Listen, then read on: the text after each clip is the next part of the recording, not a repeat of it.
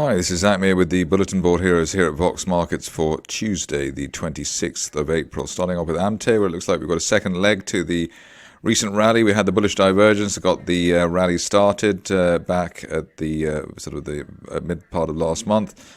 Now the latest is it looks like we're bouncing off the 50-day moving average and the floor of that rising trend channel from the end of February. Above today's low at 88 pence, looking for as high as £1.35.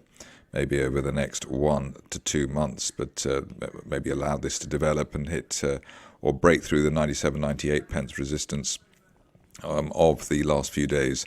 If you are cautious, above 88 looks as though we could see the shares move up again. On to what could be the stock of the day, or the chart of the day at least, Atome.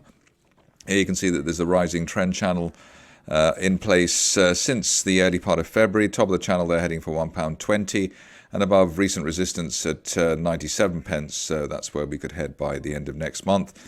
The other plus points are the way the 50 and the 200-day moving averages are both rising now. So that's heading into a golden cross. Right up to a golden cross tends to be the strongest part of the cycle, and the shares living up to that.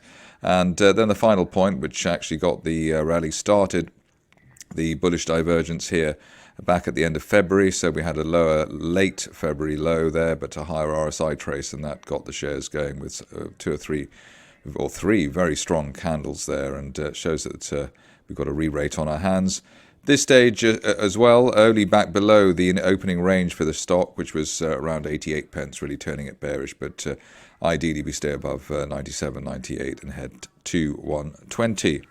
On to Amur, which had a bit of speculative fizz a couple of months back. Current situation is that we've got this uptrend line in the RSI window from December. That's quite encouraging, even though obviously there's a shadow of the Russian situation over this stock. Multiple supports there just below 1.5 pence. The other point to note, I suppose, is the way today we've had a key reversal to the upside, and also looks like we're ready to break that line of resistance there from the end of January. That's around 1.57. So an end of day close above that, and we could be retesting at least 2 pence plus that sort of area over the next few weeks, with or without any M&A. Moving along to Empire Metals, which makes another appearance today because it's a bit of a light day for exciting situations. Here we had the double gaps off the lows, and the rising 50-day moving average. That was around, I suppose, the 1.3, 1.4 pence area as an entry point, and obviously we've done very well since then. We then had initially we had a target of 2.2 pence, which has obviously been cleared very easily above 2.2. Looking for that August resistance line projection at 3 pence, and very good to see a re-rate in the stock finally after quite some time.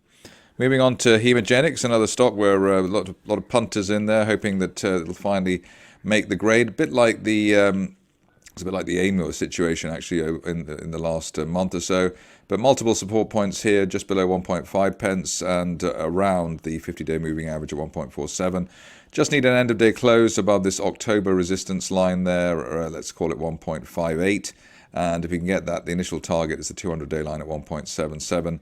Best case scenario target at the moment is 2.4 pence, which would be hit if we assume that we're in a rising trend channel in place since October, or at least a sort of trading range since that area. But the main thing here is for a break of the upper 150s over the next session or two.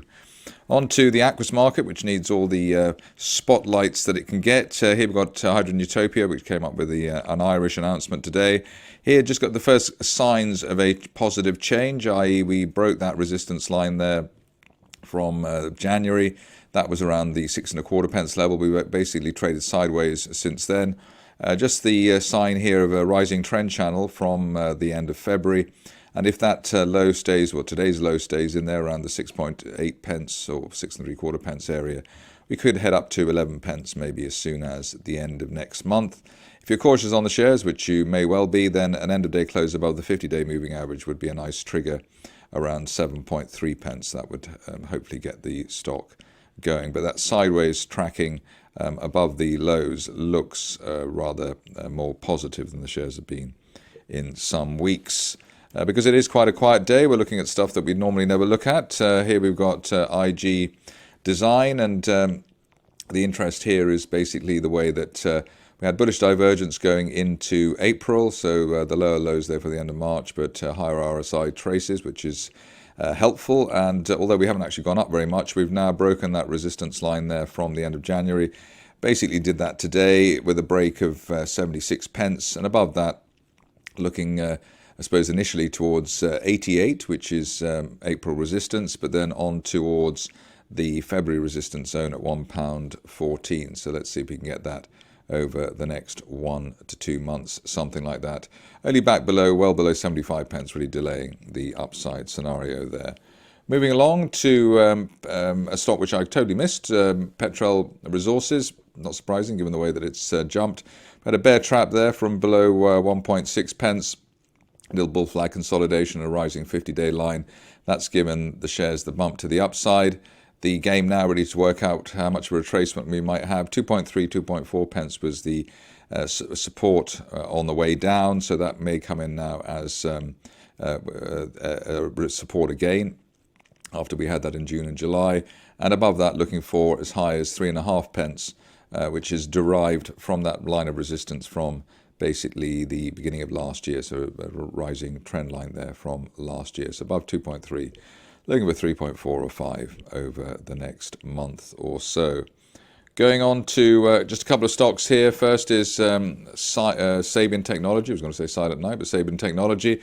Here we've broken a line of resistance quite clearly there from November at long last at around 20 pence. Also broken above the 50-day moving average at 21 pence, and that little resistance that we had there in March around 21 3/4 is where we are now. As long as we're above 20 pence, we've got the chance here of a return to post-November resistance around 32, 33 pence, that kind of thing. So let's see if that pans out. A sort of minnow of the day goes to, or is, Tuple. Here we've broken out of this falling wedge after a little gap that we had off the low, so that tends to be a decent sign there. I don't think we quite filled the gap, which is a very positive sign, and if you were eagle-eyed, you would have taken that as a potential turnaround. Current situation is above 0.03, looking for 0.06, rather logically, which is that last January spike, the initial high of the year. But looking quite interesting there for Tuple, obviously, even though it's a micro penny type of stock. That's it for me today. More updates tomorrow.